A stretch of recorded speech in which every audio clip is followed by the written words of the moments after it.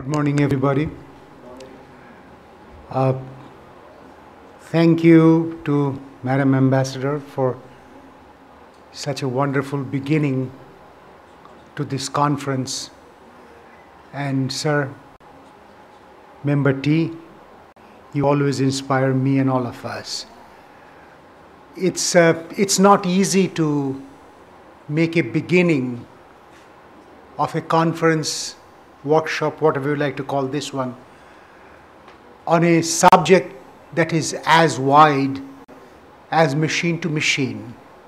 And now we have added IoT, Internet of Things.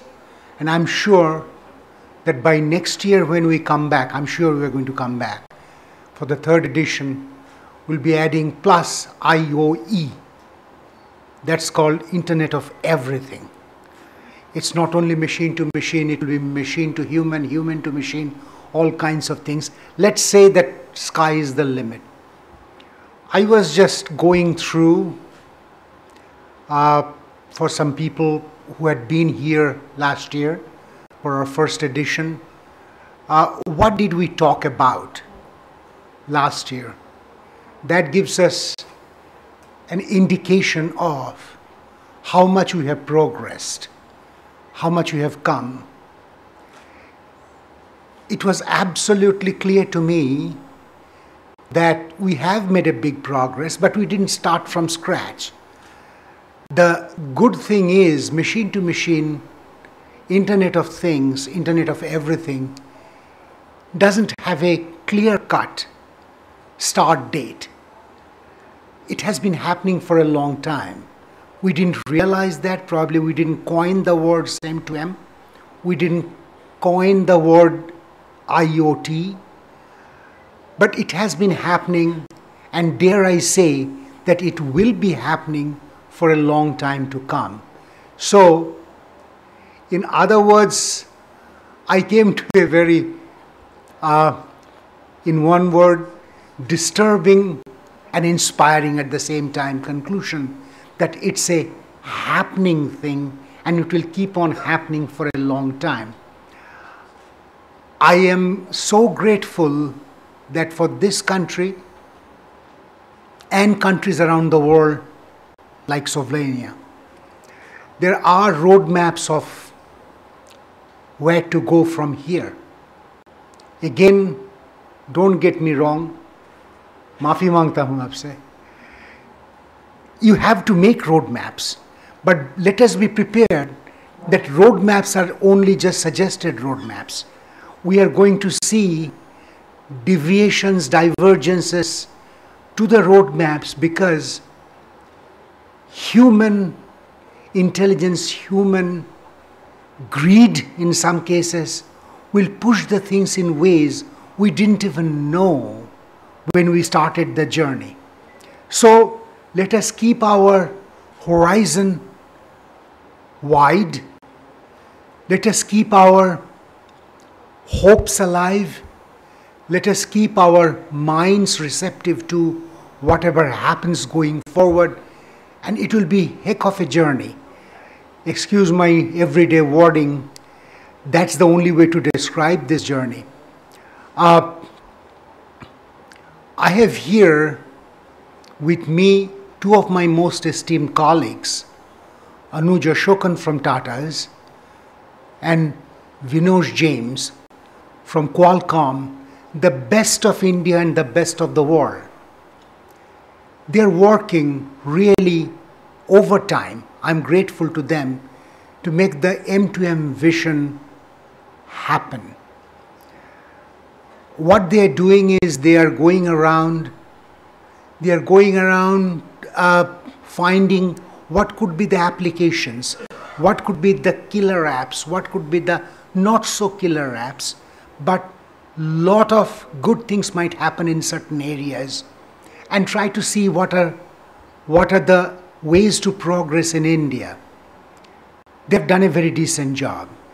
We are going to, in TSDSI, we are going to, in collaboration of course with our government colleagues in TEC, with some kind of a standards starting point. It's not a roadmap.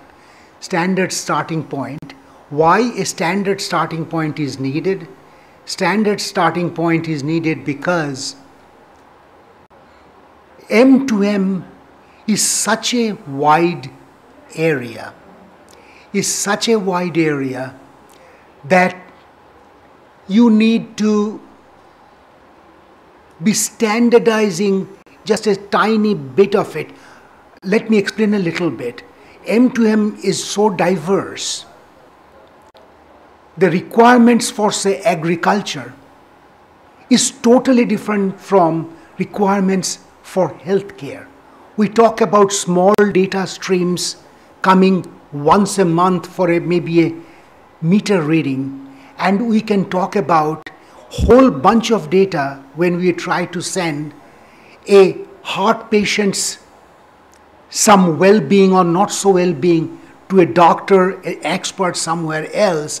That could need a huge big bandwidth, and for agriculture data it could be a very small area over a very long time. So there may not be one thing that you can focus on. You have to focus on everything. Just yesterday, just to give you an idea how M2M IoT is going to change our lives, and they are going to be changing going forward. There was a report. We all see reports every day and read. The fight is coming up between, I'm not making up the story, my friends, in the automobile industry, between General Motors on one side, no surprise here, and Apple on the other side. Apple, yes, the people who make your iPhones and iPads and all this. Apparently, Apple is trying to be, they're poised to be a next competitor to General Motors. They are apparently have set up, they're going to set up cars which are maybe already roaming around in the Silicon Valley in California. Unmanned cars, undriven cars, they're driven by itself. And we heard about Tesla this morning from Madam Ambassador. It goes to tell you that how this competitive landscape is going to change as we go forward. We don't even know how it's going to work out, and they are all going to be playing in this field, and we just cannot standardize. The word standardization comes to my mind because I am Mr. Standardization. I mean, it's so dear, it's dear to my heart. But you cannot really, truly speaking in the traditional sense, standardize everything, because each individual vertical is so different from something else. You cannot fit all, force fit into one bucket. They will evolve the way they need to evolve. But if you can probably bring some sort of similarity in the top layer, where the capabilities needed and offered capabilities in the applications level is somehow similar to one with the other, then you have saved something. Your app makers, the applications makers, won't have to make over and over again different efforts of how to serve the individual verticals. So it's a perfect example of come and join and let the future take us wherever they will take us. Where this conference, the second edition of this conference is going to be, and the third and the fourth I'm sure we're going to have, is it anchors us at least once a year of how much we have come and which direction we would go. Government of India's, the member technology sir just said that smart city is important. Yes, but what is a smart city? Smart city has many smart things. So as soon as those two words were said, our Prime Minister's vision, smart city, in one word he said, make many things smart. And I would hate to say that we are dumb now. I would like to say smarter cities. They are smart today, but we'll be even more smart tomorrow. And again, we'll have to focus in various areas. Coming back to over again my theme of standardization, TSDSI, India's Telecom SDO, we are already a partner of 3GPP, Third Generation Partnership Project, which has been developing mobile broadband technology for last 16, 17 years. They have branched into to include machine-to-machine, they call it MTC, machine-type communications. They are doing standards for that, we'll be contributing to that. We have applied, and I've got reason to believe, for membership as a partner in m2m, which is a partnership of machine-to-machine communications industry, machine-to-machine communications ecosystem, and if the things don't somehow horribly go wrong, very soon TSDSI will be a partner in m2m. So we are very well poised. We have applied through our mentors in the government, through our international department of the government. We are very soon going to be, TSDSI, a part of the technical deliberations of APT, Asia Pacific Telecommunity. So we have all the international connections in place. Why is this important?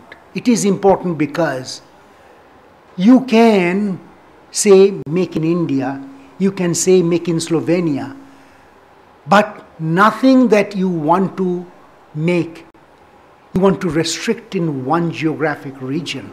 It has to be interoperable, it has to be exportable, it has to be usable in all parts of the world. And the only way that can happen is through international collaborations. There have been some efforts in the past of making country-specific standards as recent as within the last 5 to 10 years. It happened in China. They tried to make it country-specific standards in some areas. Didn't work out. And just again, yesterday or day before, I was reading the new policy of the government of China. I was reading the report, not in Chinese. I couldn't read that, the English translation. It says that they have found out that they have to be open, more open to the outside world and do it collaboratively with the outside world. Here in India, we are a step smarter. They are smart, we are smarter. We did not start by saying that we will keep it within India. We started saying that whatever happens in India will be a part of the global vision and global innovation. So we have made progress in the right directions. We have not taken any wrong steps, at least not to my knowledge. We have a roadmap to go by. We have got partners in all the friendly countries like in Slovenia. Very recently we had a visit from the President of the United States. He has held out his helping hand in starting discussions with India on all kinds of fronts, including technology. We are in the process of setting up very close collaboration with the European Union. We are putting the last touches. We are in right place. Come and join the exciting efforts.